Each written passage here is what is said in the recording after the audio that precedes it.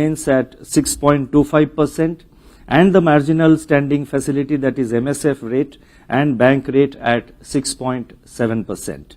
The MPC also decided by a majority of 5 out of 6 members to remain focused on withdrawal of accommodation to ensure that inflation progressively aligns to the target while supporting growth. Now, you may say that this is a status quo policy. Yes, to the extent that the rate and the stance remained unchanged, it is a status quo policy. But there are many aspects of the statement and our policy which I am going to now spell out, which will reflect, which will reveal and give an idea about our approach, not only to monetary policy but also to various aspects of monetary policy as we move forward during this, amidst this global challenges and headwinds.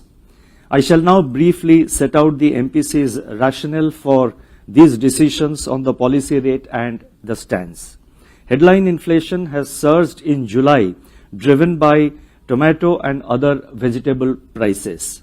It corrected partly in August and is expected to see further easing in September on the back of moderation of these prices. A silver lining amidst all this is declining core inflation, that is CPI inflation excluding food and fuel. The overall inflation outlook, however, is clouded by uncertainties from the fall in Kharif sowing for certain key crops like pulses and oilseeds, lower reservoir levels, and volatile global food and energy prices. The MPC observed that the recurring incidence of large and overlapping food price shocks can impart generalization and persistence to headline inflation. Economic activity, on the other hand, has remained resilient.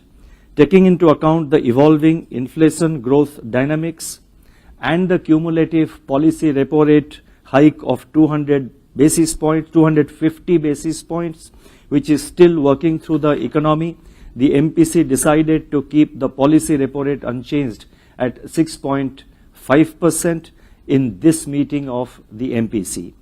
The transmission of the 250 basis points increase in the policy repo rate to bank lending and deposit rates is still incomplete, and hence the MPC decided to remain focused on withdrawal of accommodation. The MPC remains highly alert and prepared to undertake timely policy measures as may be necessary in order to align inflation to the target and anchor inflation expectations. I would now like to provide an assessment of the growth and inflation scenario. To begin with, global growth. Let me turn to a detailed assessment of the growth and inflation dynamics, starting with the external environment. As I just mentioned, the global economy is slowing under the impact of tight financial conditions, protracted geopolitical tensions, and increasing geoeconomic fragmentation. Global trade is contracting. Headline inflation is easing but rules above the target in major economies. While major central banks are signaling a peaking of their rate hike cycle, there are indications that the tight monetary policy stance could persist for longer than anticipated earlier. Sovereign bond yields have firmed up, the US dollar has appreciated, and global equity markets have corrected. Coming to domestic growth, in contrast to global trends, domestic economic activity exhibits resilience on the back of strong demand, that is, strong domestic demand. The momentum in agricultural activity in the second quarter of this financial year, that is 23-24, has been sustained, although the monsoon has been somewhat uneven.